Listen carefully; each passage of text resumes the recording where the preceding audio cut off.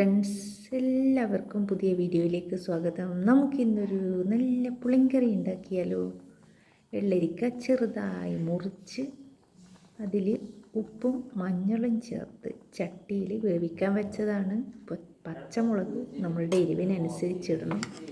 തേങ്ങ ഒരു അരമുറി തേങ്ങ ചെറിയ ജീരകം ചേർത്ത് അരച്ച് മഞ്ഞളും കൂടെ ചേർത്ത് അരച്ച് വെക്കുക. അത് വെള്ളരിക്ക വെന്തതിന് ശേഷം അതിലേക്ക് ചേർക്കുക.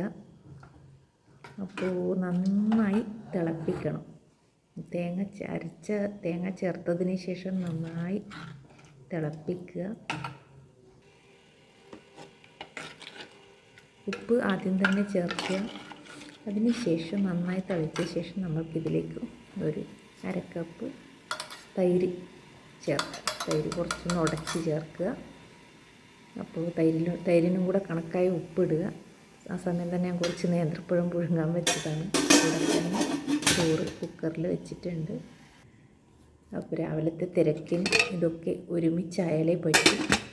അപ്പോൾ ബ്രേക്ക്ഫാസ്റ്റ് ആക്കണം അത്രേ. ചോറും കറി ആക്കിയതിന് ശേഷം ബ്രേക്ക്ഫാസ്റ്റിൻ്റെ പണികൾ നോക്കുക. അപ്പോൾ തൈരും കൂടെ ചേർത്ത് നന്നായി തിളച്ച ശേഷം നമുക്കിതിലേക്ക് കടുക് താളിച്ചൊഴിക്കാനുണ്ട്. അപ്പോൾ കടുക് താളിച്ചൊഴിക്കാൻ വേണ്ടിയിട്ട് കുറച്ച് വറ്റൽ മുളക്, നമ്മളിവിടെ കായ്മുളക് എന്ന് പറയും, കറിവേപ്പില, ഉലുവ, കടുക്, വെളിച്ചെണ്ണ ഒക്കെ എടുത്ത് വെച്ചിട്ടുണ്ട്. അപ്പോൾ ചെറിയ പാത്രത്തിൽ എൻ്റെ ഒരു ചെറിയ ഇതാണ് ചീനച്ചട്ടി. അപ്പോൾ അതിൽ തൈരെല്ലാം നേരത്തെ ഒഴിക്കണ്ടേ, ഇപ്പോഴാണ് ഒഴിക്കുക.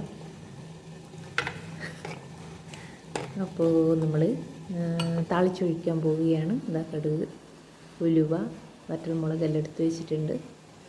അപ്പോൾ വെളിച്ചെണ്ണ പാത്രം ചൂടായപ്പോൾ അതിലേക്ക് ഒഴിച്ചു. വെളിച്ചെണ്ണ നന്നായി ചൂടാകുമ്പോൾ അതിൽ നമുക്ക് കടുക് ഇടാം. കടുക് പൊട്ടിയതിന് ശേഷം കുറച്ച് ഉലുവ ചേർക്കുക. ഉലുവയും കൂടെ പൊട്ടിയതിന് ശേഷം ചെറിയ തീയിൽ വെക്കണം. ഉലുവയും കൂടെ പൊട്ടിയതിന് ശേഷം നമുക്ക് വറ്റൽമുളക് ഇടാം, കറിവേപ്പിലയിടാം. അങ്ങനെ നമ്മളുടെ രാവിലത്തെ ചോറും കറിയും ഉണ്ടാക്കി മഹാമഹം കഴിഞ്ഞതിന് ശേഷം ബ്രേക്ക്ഫാസ്റ്റ് ഉണ്ടാക്കാനുണ്ട്. കരിഞ്ഞു പോകാതെ താളിച്ചതെടുത്ത് കറിയിലേക്ക് ഒഴിക്കുക. അപ്പോൾ നമ്മുടെ മോരുകറി, നിങ്ങളുടെയൊക്കെ മോരുകറി, ഞങ്ങളുടെ പുളിങ്കറി ഇതാണ്. വെള്ളരിക്ക പുളിങ്കറി എന്നാണ് ഞങ്ങളിതിന് പറയുക. നിങ്ങൾ പറയുന്നത് മോരുകറി എന്ന് ഞാൻ കേട്ടിട്ടുണ്ട്. അപ്പോൾ എൻ്റെ വീഡിയോ കണ്ട എല്ലാവർക്കും താങ്ക്സ്. വീഡിയോ ഇഷ്ടമായാൽ ലൈക്ക് ചെയ്യുക.